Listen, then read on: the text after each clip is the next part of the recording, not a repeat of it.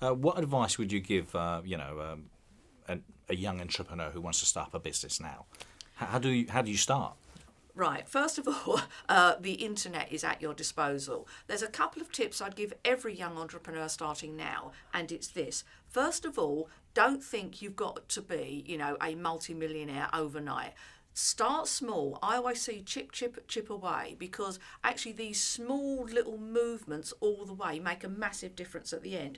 We've seen from what Dave Brailsford has done with the Olympic cycling team, and how we've made them world beaters. What he says is small marginal gains, lots of them. And it's the same with young entrepreneurs. So focus on doing little things well. The other two things I would say to young entrepreneurs is this: focus on your product and the customer. You always have to be thinking like a customer. Stop thinking about you and what you want to share with the world. Start thinking about how the customer might want you. So you've got to think about it the other way around. And if you start small, concentrate on the customer, think about your product. They're the three things I'd start with. Money has a different meaning for many people. What does money mean to you? Money actually means very little. All money is pieces of paper with pictures of dead people on the back. So money per se is rubbish. But what money is a facilitator. It's an enabler.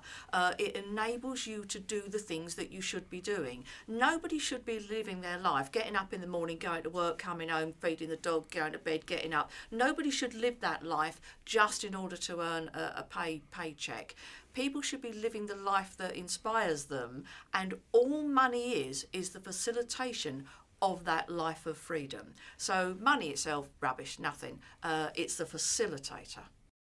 Well, what do you think your turning points were when you were a kid? I mean, what was your life like when you were growing up as a woman in the West End, in the East End?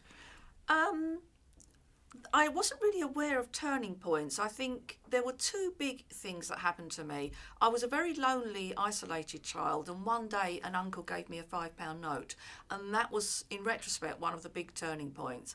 The second big turning point was being chucked out of school. I left school at 16 by mutual consent. I didn't like them and they didn't like me, so we agreed I wouldn't bother. So I went out and worked in a library, and I think that was a big jolt and a wake-up call for me, because I realised if I didn't do something, I'd be in the gutter forever.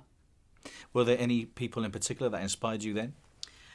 Not inspired. Inspiration for me came much later, but there were two people that made me feel that wanting to be different was okay, and that was my Auntie Em and my Uncle Dennis. So they were family members, not connected to each other, but they both had a sense of abundance, even though they were poor and living in the East End. My uncle was a road sweeper, for example, but they gave very freely of what they had. Their money came and went, and they gave it away, and they gave of their time, and they gave of their love, and it was the first real expression of abundance that I had from people. So two very great people.